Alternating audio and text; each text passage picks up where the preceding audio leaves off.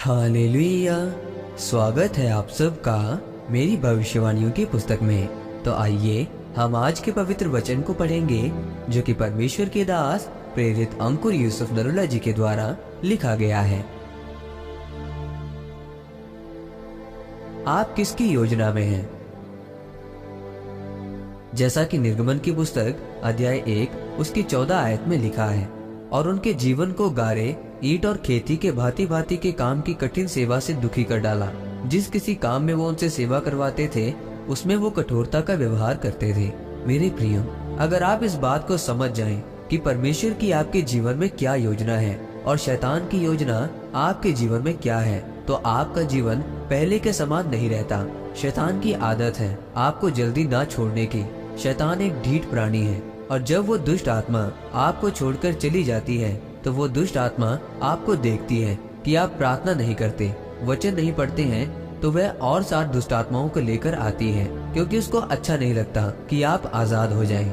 मेरे प्रियो, जब इजरायलियों ने परमेश्वर की दुहाई दी और परमेश्वर ने उनकी प्रार्थना को सुनकर अपने दास मूसा को उनके छुटकारे के लिए भेजा, और जब मूसा राजा के पास गया तब राजा ने उनके दुख को और बढ़ा दिया। और इजरायलियों ने मूसा से कहा, जब से तू हमारे पास आया है तब से हमारा दुख बढ़ गया है।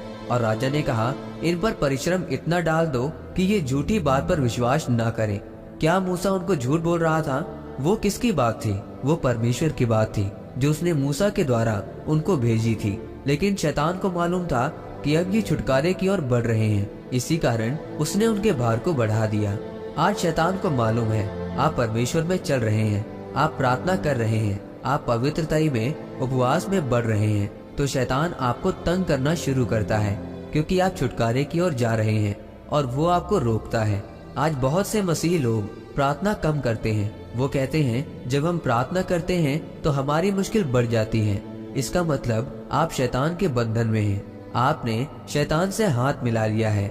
आपने फैसला कर लिया है कि जो परमेश्वर ने आपके लिए ठहराया है आप उसे नहीं लेंगे। आप अपनी उसी जीवन की जगह पर रहेंगे। इसीलिए आपको ये फैसला करना है कि आपने परमेश्वर की मर्जी को पूरा करना है या शैतान की मर्जी को पूरा करना है। चाहे आप बीमारी में हैं, चाहे आपका विश्वास कम है, चाहे आपकी प्रार्थना कम है, अगर आपने संगति को नहीं छोड़ा तो चाहे शैतान आपको गिराने की कोशिश भी करे, लेकिन तब भी आप खड़े रहेंगे, तो आप लोगों को बचाने वाले बन जाएंगे।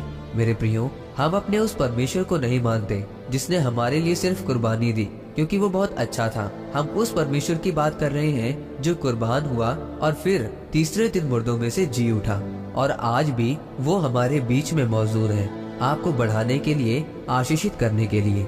आमीन। आइए इस प्रार्थना को आप मेरे साथ एक मन होकर करें। सर्वशक्तिमान परमेश्वर, इस वचन के लिए मैं आपका धन्यवाद करता हूँ और प्रार्थना करता हूँ कि मैं पवित्रताई में चलकर विश्वास में बना रहूं और आपके वचन के द्वारा मेरी बुद्धि की कमर कसी रहे, ताकि मैं कभी भी गलत शब्दों को ना बोलूं। प्रभु यीशु मसीह के नाम में, आमीन। परमेश्वर आप सबको आज के वचन के ऊपर मनन करने के द्वारा आशीषित करे। आमीन।